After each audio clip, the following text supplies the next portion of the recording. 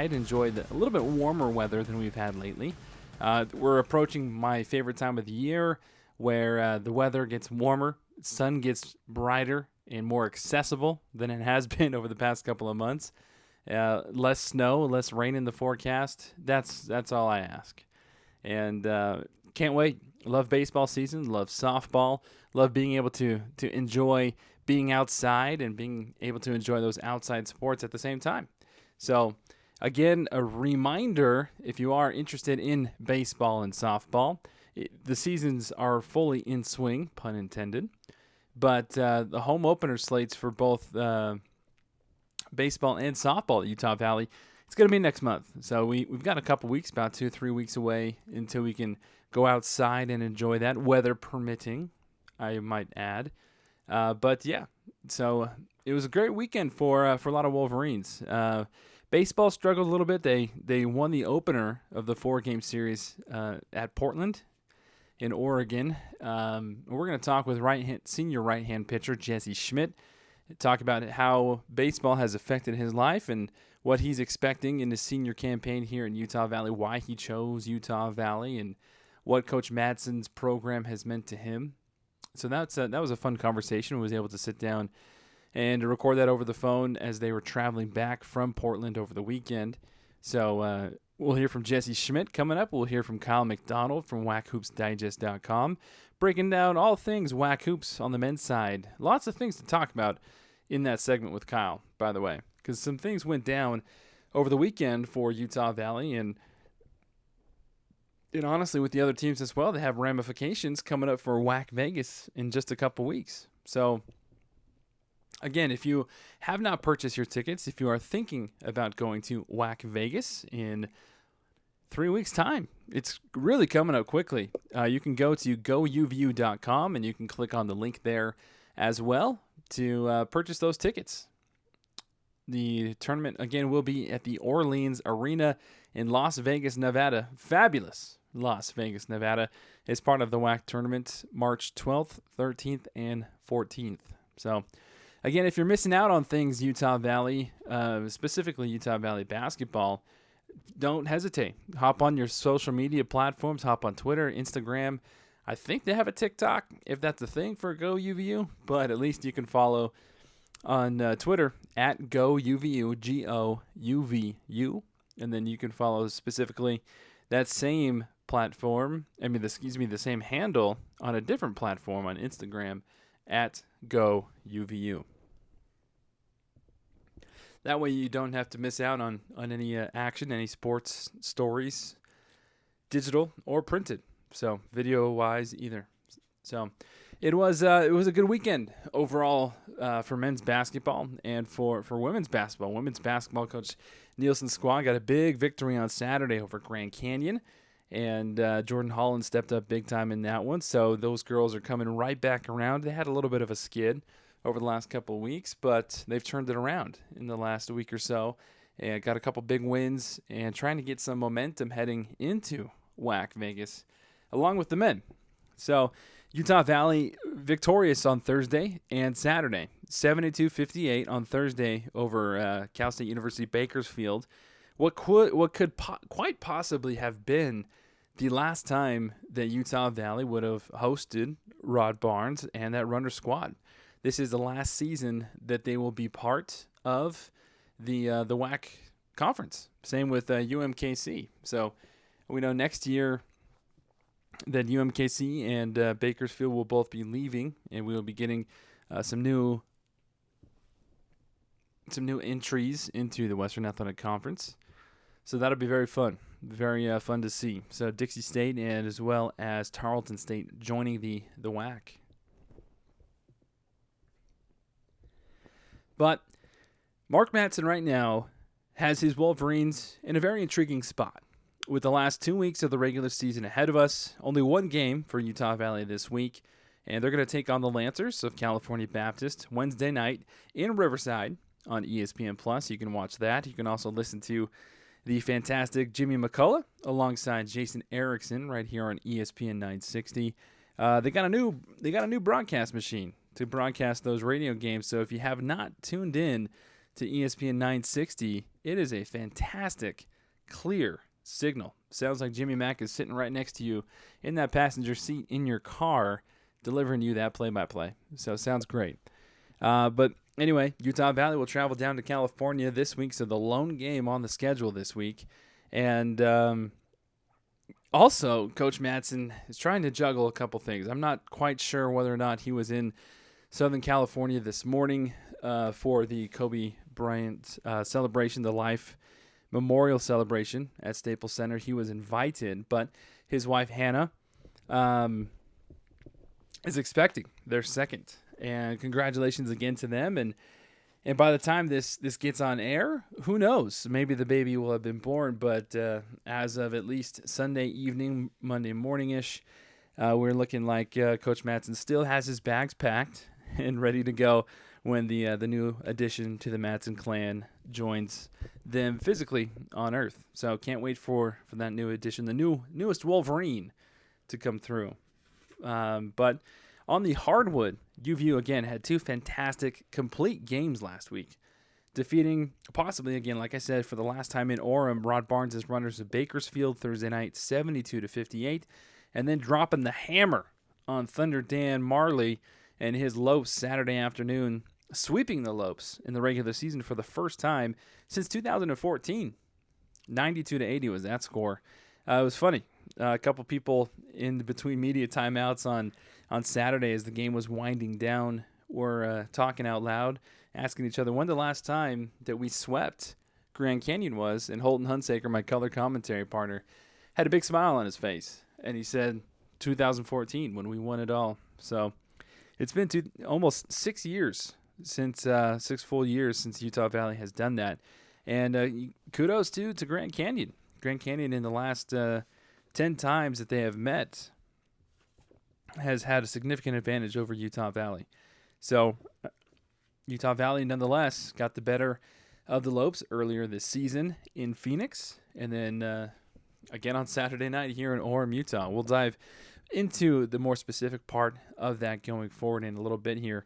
But I want to touch base on a couple points that have stood out to me, especially lately as we approach the final stretch, really, of this season. So right now the Wolverines, they're in control of their own destiny.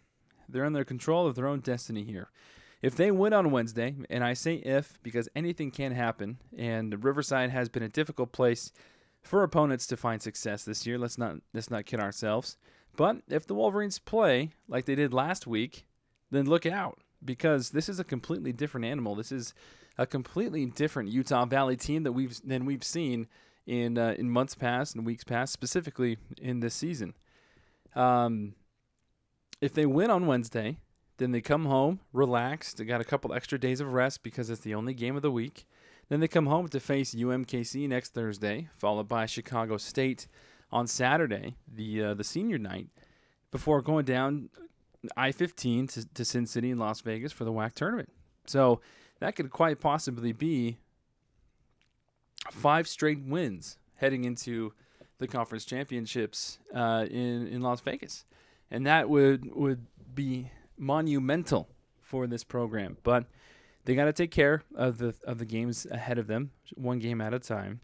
But this team so far this season, they've had every right to pack it in and throw it away, and to go through the motions and to say, you know what, this season we've already lost too many times. We've had too many heartbreaks. We've had too many ups and downs, and you know what, I'm just not into it right now. Everybody had their perfect right to do that, but they didn't. They took a look at themselves in the mirror. They took initiative, and they took inventory as to what was going on and how they could be better. And we'll hear from head coach Mark Madsen in his post-game comments talking about specific players like TJ Washington, like Emmanuel Olajokpoke, and others that are continuing to take the extra effort and the extra initiative and staying after practice or working on things alone by themselves, not on practice time, so that way they're not wasting their practice time working on the things that they could have done on their own. So the team has definitely taken initiative for themselves. They've bought into each other, and they've bought into their system. And for me to see this, it really makes me step back and look at the maestro conducting this orchestra in Mark Madsen. He hasn't given up on these kids. He never gave up as a player, and that attitude and personality has honestly trickled down to the stream that these players are drinking from right now. And the heart that they've been playing with lately will make even the Tin Man jealous. I mean, take Brandon Morley, for example. On Thursday night, if you were able to watch the game on the WAC Digital Network, he had a very gruesome-looking injury. He had a hyperextended knee injury, and he couldn't even walk. He had to be helped off of the court by his teammates and his assistant coaches. And then he was in the MRI tunnel, and he was in the MRI machine getting an MRI, and they weren't even sure when the heck he was going to play. But he comes back on Saturday, bounces back, and has a fantastic game. In my honest opinion, it was his best game as a Wolverine, by far. It was an overall complete game. He might not have tore the rim down with numbers offensively, but what he was able to do as far as a defensive presence, rebounding, being able to help out his teammates, even passing what he needed to. I just thought he was absolutely fantastic.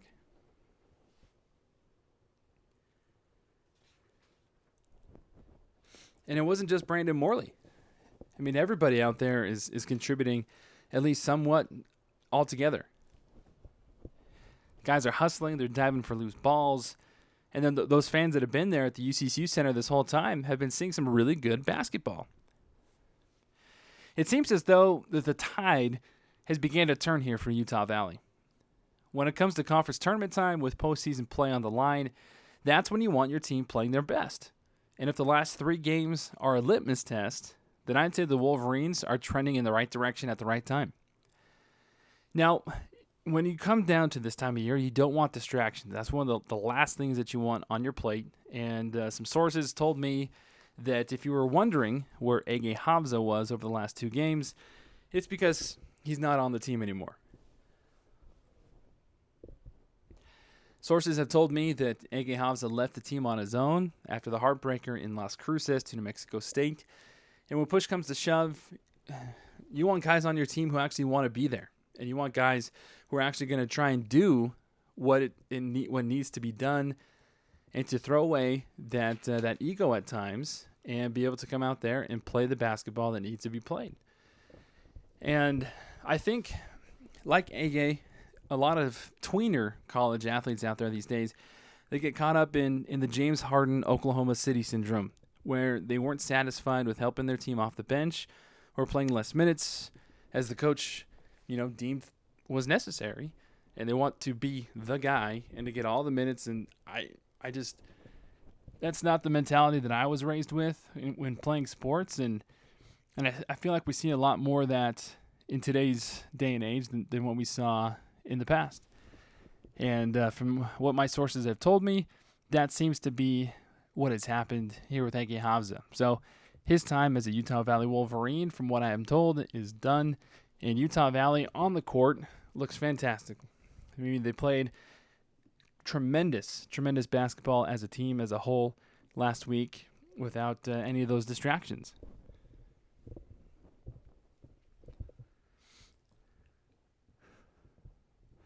And when you look at the NBA, when you look at the next level, you look at guys like Jamal Crawford, Lou Williams.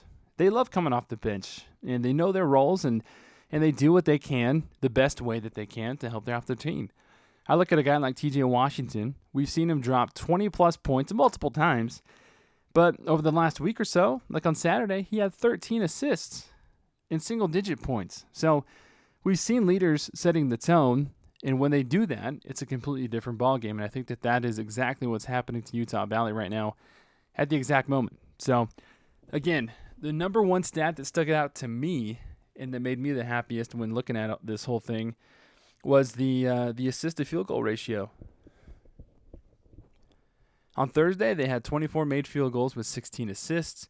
On Saturday, they had 29 made field goals with 26 assists. I mean, come on. Combined between both of those games, that's an 80% assist-to field goal ratio. That's awesome. That's fantastic. So the Wolverine animal, defined by nature, is, quote, has a reputation of, quote, ferocity and strength out of proportion to its size.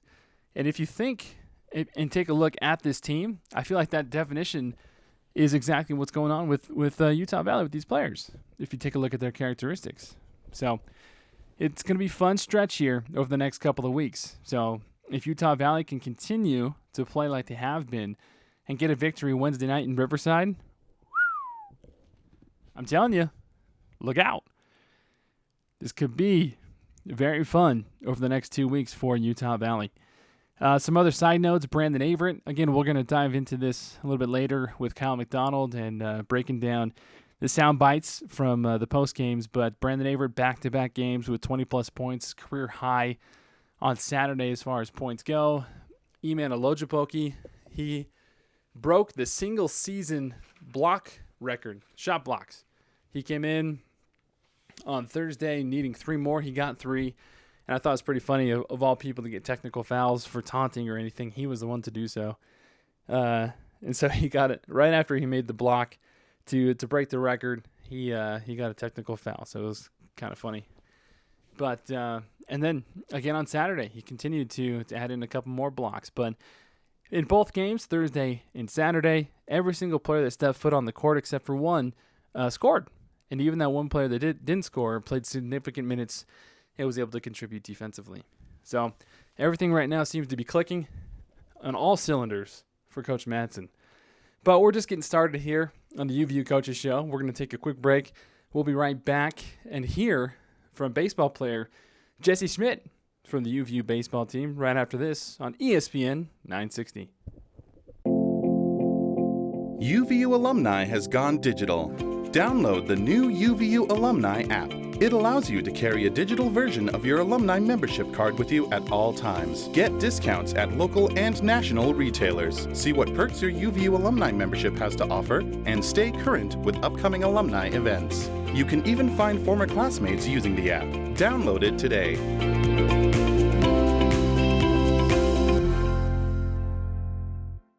Hi, this is Tim at Sierra West Jewelers. Sierra West is having its annual sale, 40% off most items in the store, and we have up to 5 years on credit, OAC. Big names, 42 years, only at Sierra West Jewelers.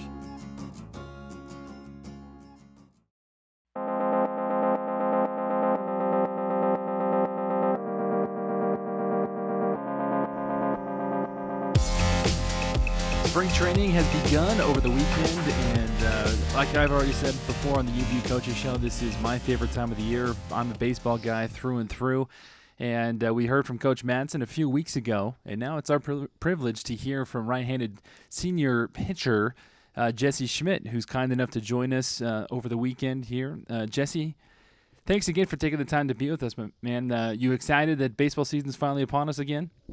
Of course, I've been waiting for it all year. Now, Jessie, for those who might not know, where are you originally from? Are you originally from Utah? I am originally from Arizona. Okay.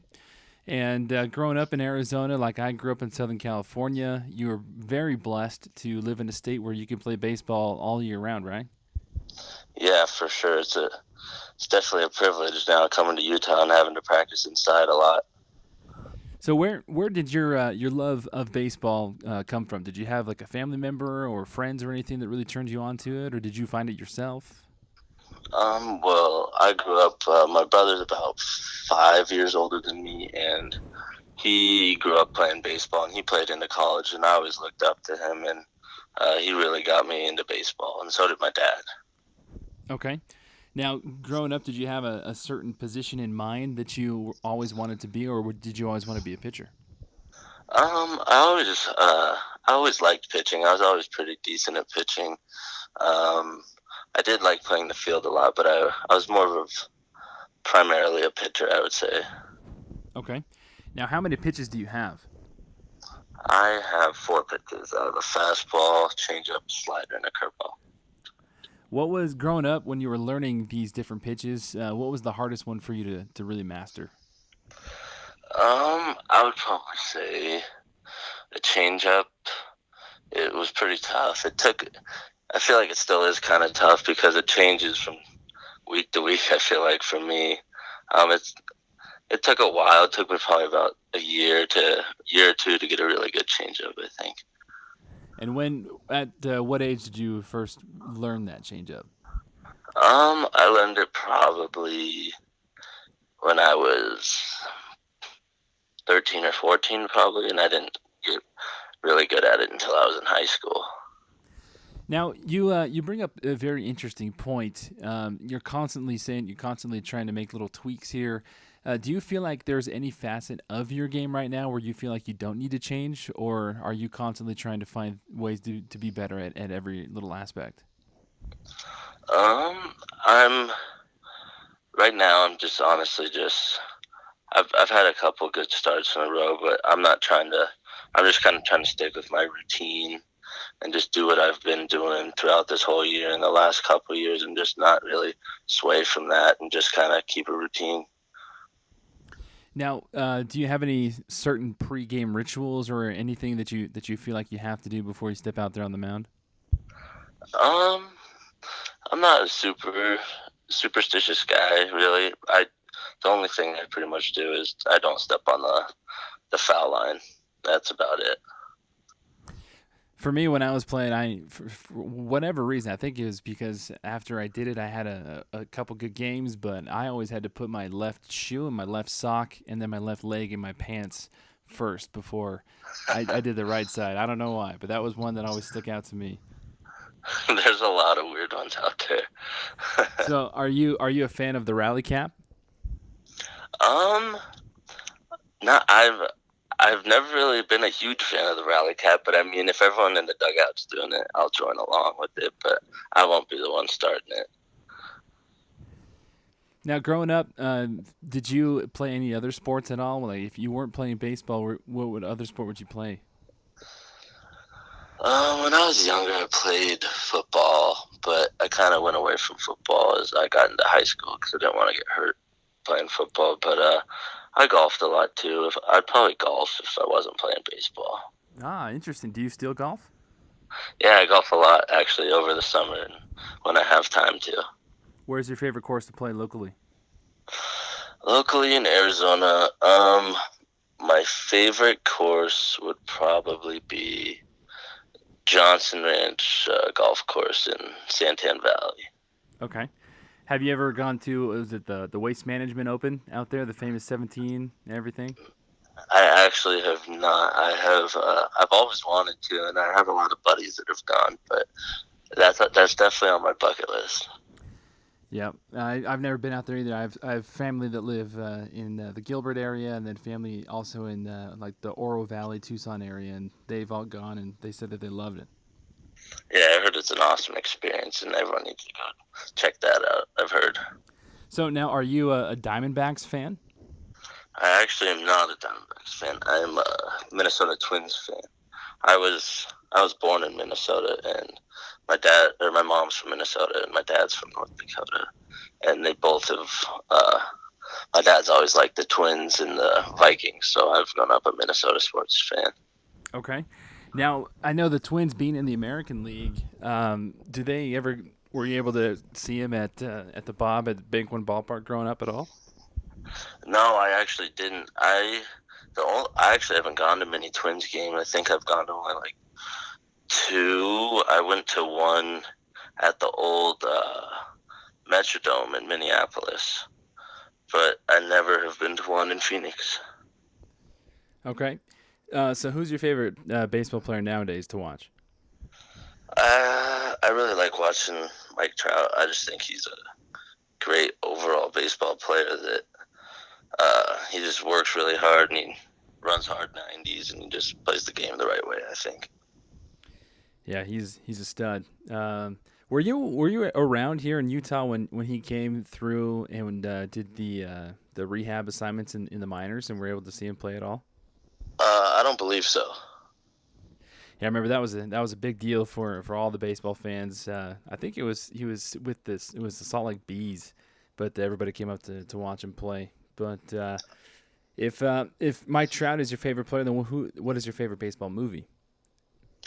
My favorite baseball movie, I'd probably have to say I like Moneyball a lot with Brad Pitt. Okay. I think that's a great movie. Do you feel like Coach Madsen and the program needs a little Moneyball balance in there to try and help get some things going? No, I don't think so. We're on. Some things are starting to click for us here, and I think we'll be rolling by the time conference comes around, right when we need to be. Now, why UVU? What was that decision like to come to Utah Valley? They reached out to me when I was at JUCO in Arizona, and they brought me on a visit, and I really liked the area. The coaches were great people as well, and it was a perfect fit. What's your favorite aspect about playing here at Utah Valley? I really like the field's really nice. The school's really nice. I really like the view from the field, and like our complex is really well put together and really nice. All right, for those who might not have had the opportunity in the past to come out to the UCCU ballpark and to catch a game, I encourage you to do so. It's a fun atmosphere, like Jessie said. It's great. So, Jessie, with that being said, we'll let you go. The last question: what can fans expect from this Utah Valley baseball team when you guys come back home starting next month? We're starting to get rolling here. Some things are starting to click, and I think we're going to hit the ground running once conference starts. So. All right. Well, Jessie, we know you're busy. Thank you for taking the time to be with us. Best of luck throughout the season, and we'll be keeping tabs on you. Thank you. Thanks for having me on. Absolutely. That was senior right-hand pitcher Jessie Schmidt from the UVU baseball team. We'll take a quick break. We'll be right back with more on the UVU Coaches Show right after this here on ESPN 960. At Kengar Volkswagen in Orem, we believe in supporting our neighbors and the hardworking UVU basketball team. Since our store is perfectly located on University Parkway in Orem, we're ready to play ball with our UVU Wolverines and give them and you a car buying experience unlike any other. Be sure to stop by our store for all your automotive needs, because at Kengar Volkswagen in Orem, we hear you. Your number one UVU basketball fans, Neil Dastrup Insurance and Auto Owners Insurance is a winning combination. You know texting while driving is dangerous, yet most people admit to doing it anyway. Drivers are 23 times more likely to be involved in a car accident while texting. Know the facts and wait to text. The danger is real and it applies to you. Auto Owners Insurance, the no problem people. Neil Dastrup Insurance is a proud partner of the UVU men's basketball team.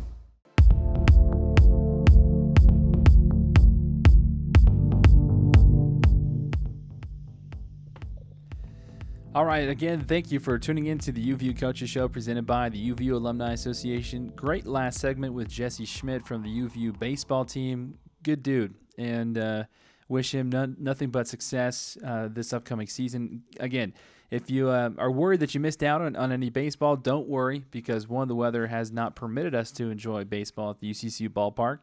But the new field should be finished here pretty soon, and they will have their first home game come March, I believe March 10th or so. So starting March going forward, you can come to Utah Valley, enjoy the sunshine, enjoy some fantastic softball and baseball. But shifting back to the hardwood, it is now our time and privilege to bring on the Whack Hoops Digest guru and head chief, Kyle McDonald. Kyle, I always love your introductions, Brad. I don't know what it is, but they're great. I feel like a king when I come on the show. So I appreciate the love, actually. Yeah, man, you're doing really good things. You're getting a lot of buzz, and for I applaud you. You have an idea and you go forward with it, and you're trying to make something of it, and you're impacting a lot of people, and a lot of people are taking a lot of interest in what you do. So kudos to you, man. Thanks, Brad. It's a lot of fun. It's a lot of work, but it's a lot of fun, and yeah, it's a blast. So. Well, speaking of blast, we'll go ahead and start with Utah Valley. The past 3 games, really, you could say, even including their heartbreaking loss last week in Las Cruces. But all 3 of these last games have been blasts. And for those who have been watching either on TV or listening on radio or being there in person, you've seen a completely different Utah Valley team than what we saw even a month ago or at the beginning of the season. What positives or what things have you seen that you've liked in the last 3 games?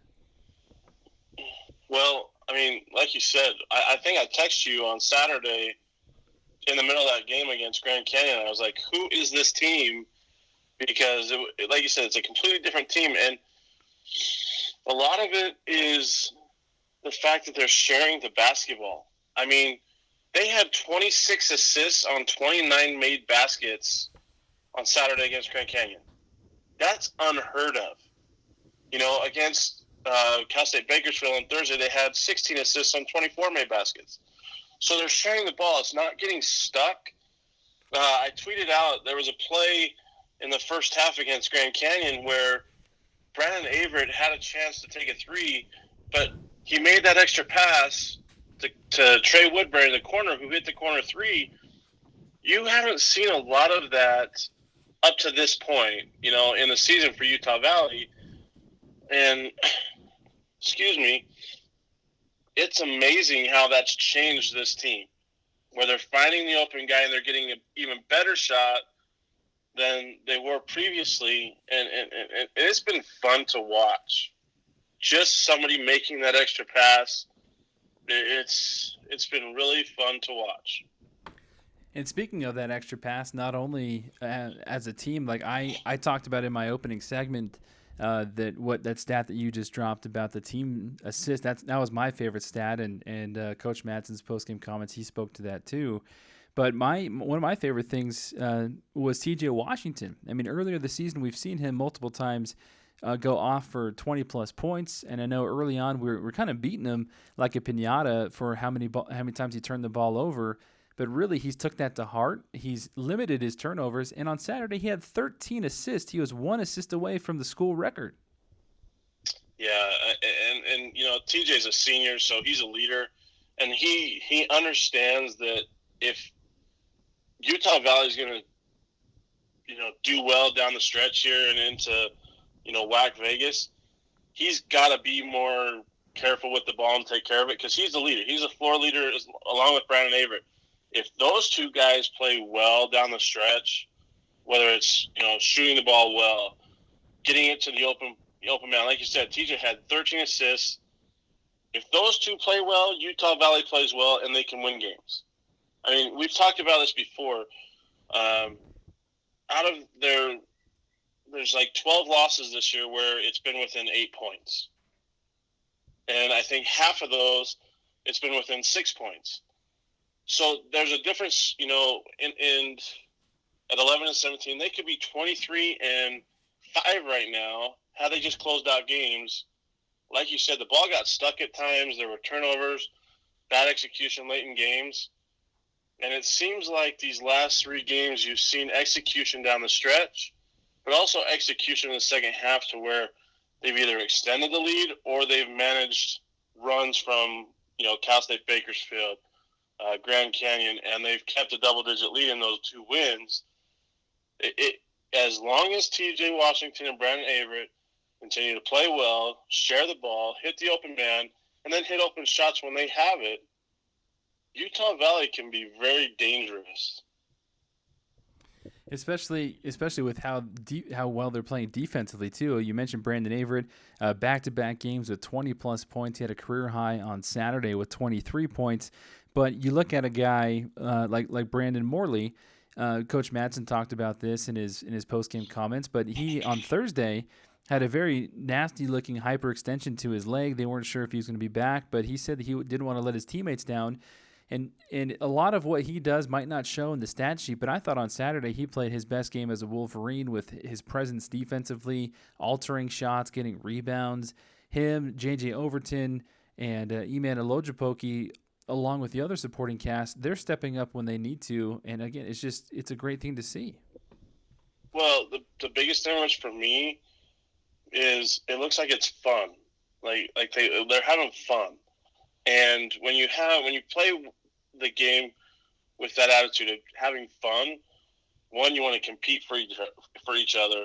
2, you just play harder because it's fun. It's fun to play hard. It's fun to work both on the defensive end and on the offensive end. I mean, like you said, Brandon Morley played 20 minutes after hyperextending his knee in Thursday's game.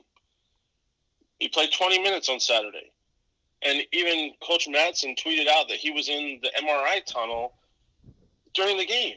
But he still played 20 minutes, had 2 blocks, 7 points. I mean, like you said, there's just something about these guys now that they're seeming to come together. They're having fun, and they're playing for each other. And they haven't, to be honest with you, they have nothing to lose. And when you have a team that plays like that, plays free and loose, and like they have nothing to lose, good things can happen, especially for a team that's as talented as this Utah Valley team is. Sure, the record doesn't show it, but Brandon Averett was a 4-star recruit. Isaiah White, T.J. Washington, JUCO stars. Jamison Overton, he has athleticism out the wazoo. Trey Woodbury, 4-star recruit to UNLV. I mean, and you got Iman Olojupoki, who is probably the WAC Defensive Player of the Year, considering he leads the WAC in blocks now with 74, which is almost 40 more than the second-place guy in the conference. I mean, everybody's playing their game, playing loose and enjoying the moment. And, they know that I shouldn't say they know that they're not going to get the 2 seed, because there's only 2 games that separate the team that's in the 2 seed right now from the 8 seed. So that's crazy. So they have 3 games to play. They could put themselves in a position to get that 2-3 seed. But they're just having fun, playing together, and playing like they have nothing to lose. And that's equaled some good results over the last 2 weeks. So breaking it down, that was a nice segue that you had there into my next topic here, was going through the Western Athletic Conference over the next couple of weeks here, the last 2 to be exact. Utah Valley takes on California Baptist on Wednesday, which we know California Baptist cannot go to the postseason because of their sanction due to them becoming Division I. But what are the ramifications as to what's happening elsewhere in the Western Athletic Conference? Well, right now there's a 3-way tie for the 2 seed. Kansas City is all alone for the 5 seed, and Utah Valley and Cal State Bakersfield are tied for the 6 seed. And 2 games separate Seattle from Utah Valley. So Seattle, Rio Grande Valley, Grand Canyon, all at 7-6. UMKC 6-7. Utah Valley, Cal State Bakersfield at 5-8. Now, Grand Canyon still has to face New Mexico State, UTRGV, right? Utah Valley has 2 out of their last 3 games are at home. Same with Seattle. So I would expect Seattle's probably going to win that 2 seed, because they get Kansas City at home and Chicago State at home. Technically, it's Chicago State, then Kansas City at home, because Utah State finishes up with Kansas City and then Chicago State. But I think Seattle will get that 2 seed. It's going to be fun to watch. It's going to be a lot of crazy basketball. We obviously know New Mexico State beat UTRGV this week, and that sealed their outright regular season championship. They had, I guess you want to say, they had, when Cal Baptist lost to Kansas City on Wednesday, New Mexico State was, earned a share of the WAC regular season championship, and they earned the 1 seed with that, California Baptist loss. But that middle of the WAC is going to be fun to watch. I really think that Seattle is going to win the 2 seed just by virtue of what their schedule is down the stretch. UTRGV has to go to Bakersfield and Grand Canyon. So Utah Valley, if they can win out, and winning in Riverside on Wednesday night will be tough, because California Baptist is tough at home. Let's not beat around that. But, if they finish conference play at 8-8, that could be, a 3 or 4 seed right there. And you want to be the 3 seed because you don't want to face New Mexico State in the second round, in the WAC semifinals, potentially. So there's going to be a lot of fun basketball, crazy basketball. It's just going to be a lot of fun over the next 2 weeks as we get ready, count down to Las Vegas. And it's going to be fun. That's all you can say about it. It's going to be fun and crazy. Yep. And it's the best time of the year, and this is the best basketball that we've seen from Utah Valley. So they, in my opinion, they control their own destiny. They can't get their foot off the pedal here. They just got to continue to not be distracted and to just play selfless team basketball. But as always, great stuff, Kyle. Thanks again for dropping by and dropping some knowledge. All right, Brandon. Thanks for having me, and look forward to some fun basketball over the next 2 weeks. Yep.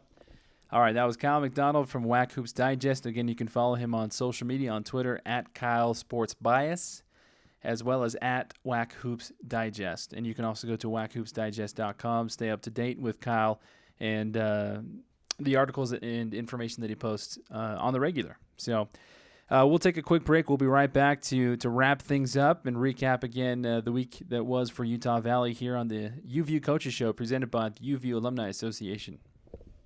Wolverine Crossing is Utah Valley's premier student housing. We provide the largest amenities in Utah, including 2 resort-style pools, 2 hot tubs, a 2-story gym, sand volleyball, basketball court, and so much more. Pick from our newly renovated 1, 2, 3, and 4-bedroom layouts. We know we have the perfect fit for you. Spots are filling fast. Come in today for a tour and find out why Wolverine Crossing is home for you. Why does your business need Vivid Print today? For banners, yard signs, NCR forms, business cards, promotional items. Why will you need Vivid Print tomorrow? For booklets, business card magnets, custom printed fabric items, trade show pop-ups. And why Vivid Print in the future? For letterhead, newsletters, flyers, stickers, window claims. Vivid Print, promotional signs and graphics. Hi, this is Jamie Barris with Vivid. If you can dream it, we can design and print it. Go online to get-vivid.com and get ready for great service and Vivid Print, promotional signs and graphics.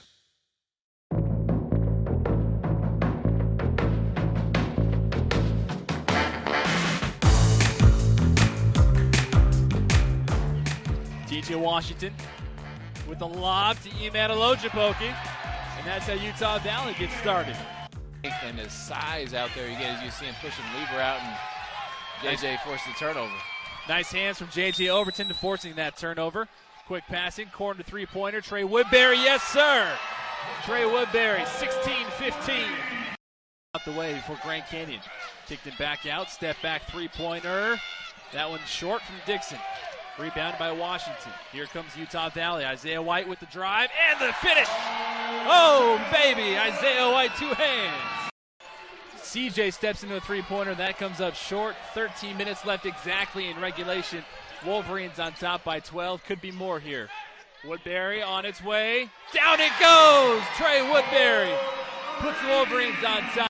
This could be for Utah Valley. Back-to-back wins at home after the heartbreaking loss on the road in Las Cruces a week ago. Isaiah White drives, soars, gets fouled, and scores. Averett now to Olojipoki. Washington. Bounce pass. E-Man, throw it down! Slam dunk! Those were some of the fun highlights offensively and defensively from Saturday's victory for the Utah Valley men's basketball program as they took down the Lopes from Grand Canyon on Saturday in the UCCU Center. 92-80 was the score on Saturday. And then again, coming right after a great victory against the runners of CSUB on Thursday, 72-58. So we made mention briefly in that first segment, again, Iman Olojipoki setting the single-season block record. I think right now he has like 74 blocks and counting, so he continues to climb the ranks there. Brandon Averett had back-to-back games with 20-plus points on Saturday. Averett was 6 of 10 from the floor, 3 of 7 from three-point land, 8 of 9 at the charity stripe, and finished with career-high 23 points. 2 assists as well. And then on Thursday, he was a beast. I mean, he was unstoppable from three-point land. He had, I believe it was 6 of 10 from the, no, I beg your pardon, 5 of 6 from distance, 20 points, 7 of 10 from the field. And, yeah, it was fun to watch. So there was also a great moment at halftime. There was a lot of buzz before the game started into the stadium. A lot of different people who might not have come to Utah Valley games in the past were there to celebrate one Mike Jacobson. Michael V. Jacobson was inducted to the Utah Valley University Athletics Hall of Fame on Saturday at halftime. And for those who might not know, he was the former athletic director. He was the athletic director for 29 years. And he was instrumental in helping Utah Valley become what it is today. And I believe I can speak for a lot of people when I say that everybody at Utah Valley, especially in the athletic department right now, they sit on the shoulders of Michael V. Jacobson and what he and his staff helped bring before them. When he started and when he took over as athletic director, there were 4 sports. And right now, Utah Valley has 16. I had the privilege to be able to sit down and chat with him right after halftime in the second half of the TV broadcast. And this is what our conversation sounded like.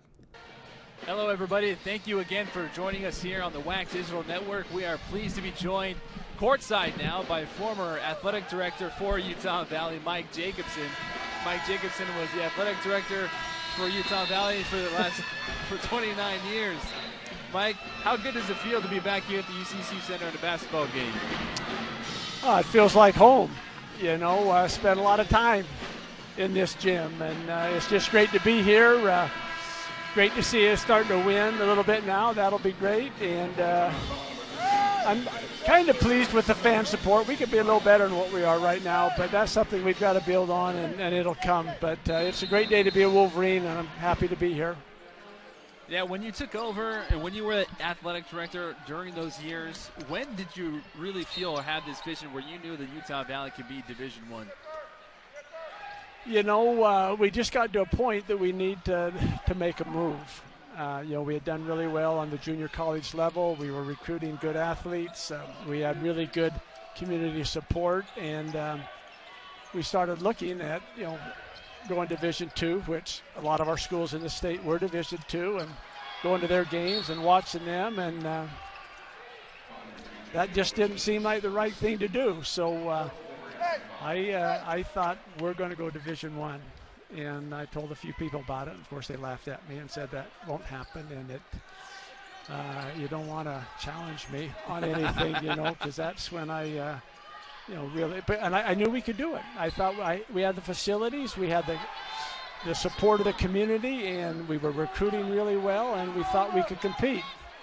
And so went to the people in charge and told them what we wanted to do, and they said, well, that's not possible. You can't do that. And I invited them to come and visit us, and we got them on campus. They saw our facilities, they saw our staff, they saw everything, and they said okay, and they put us on a provisional, and first time it ever happened. It'll never happen again because they won't allow it. You've got to go Division II for at least 7 years. So anyway, we're just happy we're able to do it. I think that puts us in a great place right now, and we've got to get our community behind us. We've got 40,000 students here, and you know, we've got maybe 200 sitting over there, so we need to do better with that. But as we win, as we get better, as things go forward, I think that'll happen. Now, you were out of the state of Utah for a few years. You served as a member of the Church of Jesus Christ of Latter-day Saints as a missionary. Now that you're back here, do you have any further plans to continue your engagement here at Utah Valley? Well, no, nothing really direct on that. I'm going to attend as many games as I can. We actually have moved to Idaho. We live in Eagle, Idaho now, and so we moved out of the Hobble Creek Canyon where we had been for 50 years. And but we get back every 6 weeks. We're back here with family and friends, and I got 6 kids playing basketball right now down here, so we come down to watch them play. And so I'm going to get to every game I can. I'm not going to be here every week, but I'm going to get to here as often as I can. Well, your influence extends beyond, of course, your 29-year tenure here. My color commentary partner, Holton Hunsaker, you had a great relationship with his father. We'll let you go with this last question here. What's one of your fondest memories about Holton and his father? Well, he was a winner.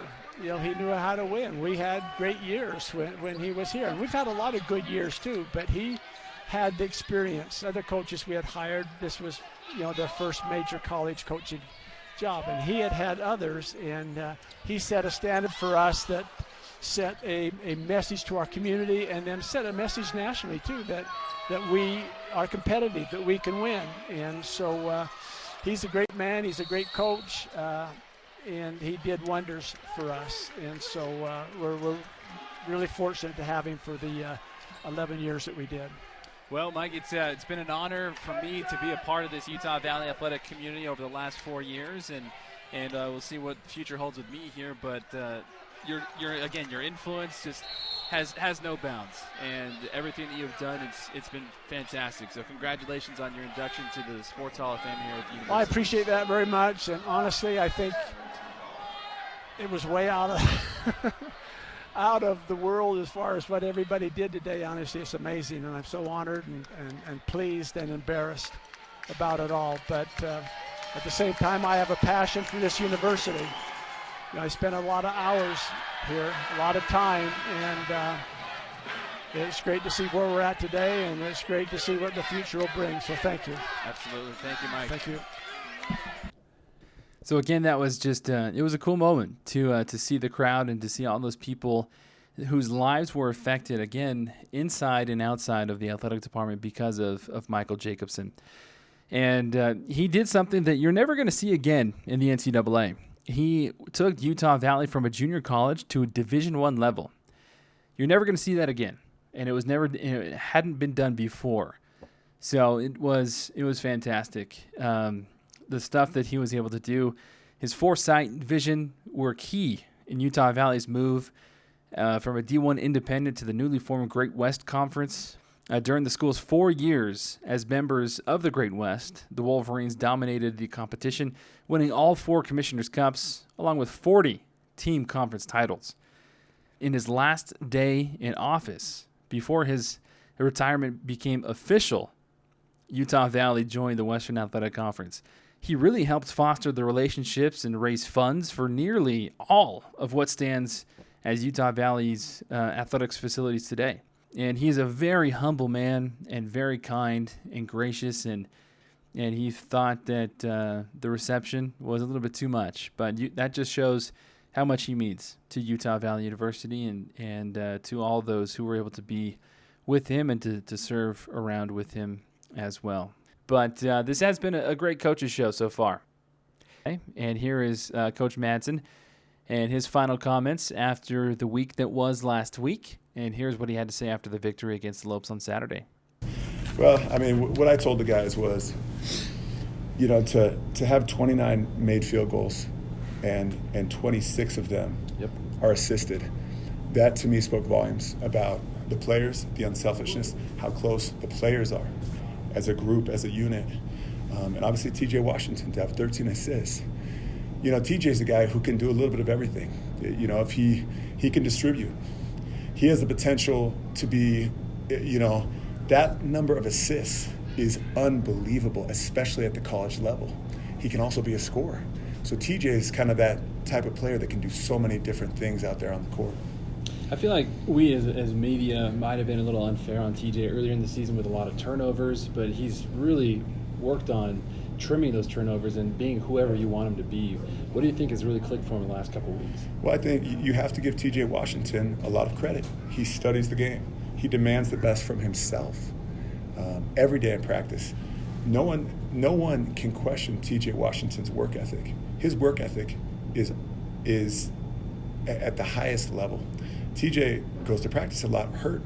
He goes to practice a lot hurt. He forces himself to practice when he's injured, and it shows how much he cares about the team.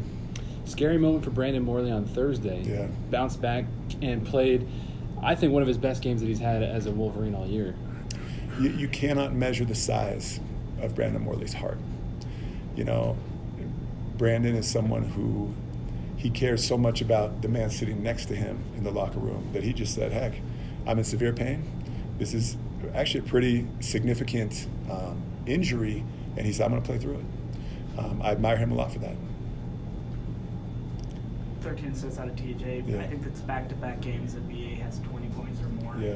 First time you guys have won back-to-back games in WAC play. I know that's probably not something that you track or want to track, but do you feel like this is kind of the typical cliche this time of year? Like this team is really starting to play its best basketball right here in February and as March approaches? Yeah, I mean, we had a good week of basketball, but we don't want to stop there.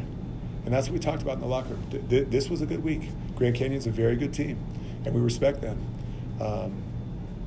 But we don't want to say that we're peaking now. We want to continue to do the work every day, watch the film, have the proper nutrition so that we continue to build the momentum as we go forward. Coach, getting off to a slow start is kind of a thing for you guys in WAC play, but today you guys got out to a comfortable lead halfway through the first half, and then you went for 35 minutes in this game. What would you preach to your guys in the beginning of this one? Extra pass has been, we're preaching it from the pulpit every day in practice, every day in the locker room, and the guys have really embraced it and bought it. It's more fun to play basketball when there's 3 or 4 extra passes. But the difficult thing is you never want to take away their aggressiveness. And so the fine line that the players have to toe, and the fine line that I have to toe also, is allowing that freedom and that aggressiveness, especially if a team tries to press us. Hey, if you have a lane, take it in there and finish it. J.J. Overton was really good at that tonight, finding the lane and attacking. I thought Trey Woodbury made really good decisions when they went to their 1-3-1 zone against us. Utah Valley right now, they're on the cusp of being able to do and having an opportunity to do something very special. Utah Valley, they've lost close to 10 games by like 5 or 6 points or less. And so a lot of hard work and those grinding games that they had, I think is going to pay off for this Utah Valley team in dividends come the postseason. And so keep your eye out for this Utah Valley team. Now, I'm not saying that they're world beaters. I'm not saying right now that they are going to go to the NCAA tournament. But what I am saying is to see where this team is right now compared to where they were a couple of weeks ago or even in November or December, it is a completely different animal. It's a completely different beast. I know a lot of people had their skeptical caps on, and a lot of people were thinking, okay, what's really going on with the squad here? But over the last 2 weeks, this team has really dug in deep. They've looked at themselves in the mirror, and they've come out ready to play. Unselfish basketball, team basketball, and it's showing out there on the basketball court, the success that they've been able to have. And I think if they continue this way, that they're going to have even more success and be able to put themselves in a great spot come postseason play. So, again, great weekend for Utah Valley men's basketball. But, again, this has been the Utah Valley University Coaches Show. For all of our hardworking staff and crew behind the scenes, for our producers at ESPN 960 in the studios, we thank you for what you do. For Clint Berge, for Jared Sumption, Jason Erickson, James Warnick, Ben Schroeder, for Juan Flores Mena, and for our guests Kyle McDonald, Jessie Schmidt, and even for Michael V. Jacobson for making this all happen. Now, I'm Brandon Crow. We're going to sign off today, but we'll be right back in the saddle next Monday. Next Monday is going to be a live show, folks. We're going to do that, I believe, from Ken Garf. So that'll be fun. Take care. Be safe out there. Have fun. Stay excellent, my dudes and dudettes. And we'll see you next week here on the